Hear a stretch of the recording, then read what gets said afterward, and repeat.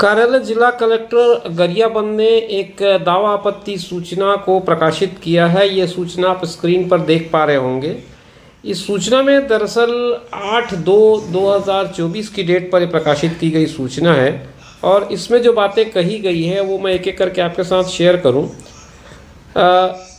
पिछले दिनों दरअसल 29/5/2023 का और एक 15/6/2023 ये दो इन्होंने अपने रेफरेंस बताए हैं और इन दोनों रेफरेंस में राजस्व विभाग के अंतर्गत जिला प्रशासन भू अभिलेख शाखा गरियाबंद में सहायक ग्रेड 3 स्टेनोटाइपिस्ट, वाहन चालक, चतुर्थ श्रेणी भृत्य प्रोसेस सर्वर आदि के रिक्त पदों की पूर्ति के लिए आवेदन आमंत्रित किया गया था। आवेदन पत्र 1/6/2023 से 15/6/2023 तक और फिर 16/6/2023 से 18/6/2023 तक, तो 18 जून तक इस तरह से कुल मिलाकर के आवेदन मंगाए गए और उसके बाद ऑनलाइन आवेदनों की प्रथम दृष्टया पात्र परीक्षण किया गया।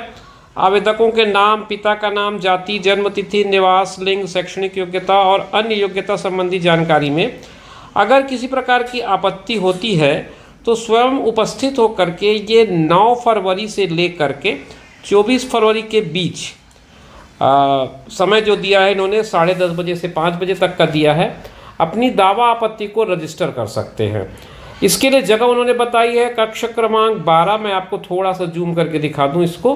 कक्ष क्रमांक 12 बताया गया है, संयुक्त जिला कार्यालय गरियाबंद। यहाँ पर जाकर के ये लोग अपने दावा आपत्ति को प्रस्तुत कर सकते हैं, जमा कर सकते हैं। इसके संबंध में कुछ निर्देश हैं, वो निर्देश मैं आपको बता दूँ। निर्देश यह है कि जिला कार्यालय का दावा आपत्ति सूचना क्रमांक 2633 गरियाबंद 12/7/2023 के तारतम्य में पूर्व में जिन लोगों ने दावा आपत्ति प्रस्तुत किया है उन्हें उसी विषय पर फिर से दावा आपत्ति प्रस्तुत करने की आवश्यकता नहीं है। तो वो अगर पहले दावा आपत्ति प्रस्तुत कर चुके हैं तो उनका दावा आपत्ति वहाँ रजिस्टर हो गया है, फिर से आपको ये काम करने की ज़रूरत नहीं है। और उसके बाद ये कहते हैं कि ईमेल या अन्य माध्यमों से अगर आप दावा आपत्ति प्रस्तुत करते हैं और समय अवधि के बाद प्रस्तुत करते हैं तो वो अमान्य कर दिया जाएगा। प्रारूप जो उन्होंने दिया है उस प्रारूप में ही दावा आपत्ति प्रस्तुत करनी है। निर्धारित प्रारूप बताया गया है, उस पर ही दावा आपत्ति प्रस्तुत करनी है। पंजीकृत डाक या स्पीड पोस्ट से अगर दावा आपत्ति भेजते हैं तो लिफाफे के ऊपर विभाग का नाम लिखें, राजस्व विभाग, और निर्धारित प्रारूप में आवेदन क्रमांक लिखें, आवेदित पद का नाम लिखें। ये तीनों चीज़ें स्पष्ट होनी चाहिए ताकि आपकी दावा आपत्ति सही जगह पर सही समय पर पहुंच सके। एक से अधिक अगर आवेदन प्रस्तुत किया है, एक से अधिक कहने का मतलब एक से ज़्यादा पद के लिए अगर आपने आवेदन प्रस्तुत किया है तो हर पद के लिए आपको अलग अलग दावा आपत्ति प्रस्तुत करना पड़ेगा। प्रकाशित पात्र या अपात्र सूची पूर्णतः अस्थायी है, जो कि प्रथम दृष्टया जिन अभ्यर्थियों का प्राप्तांक पूर्णांक के बराबर अथवा अधिक अंकित है उन्हें अपात्र किया गया है। पात्र सूची में नाम होने मात्र से आवेदक नियुक्ति का हकदार नहीं होगा।